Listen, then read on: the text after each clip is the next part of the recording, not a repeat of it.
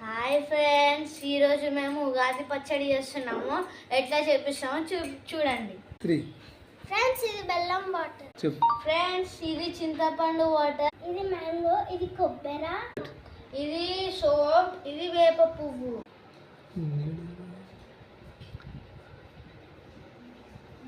ఇప్పుడు ఎలా తయారు చేద్దామో చూద్దాం.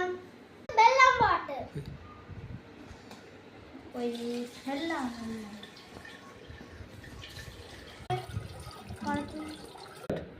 ఇది చింతపండు వాటర్.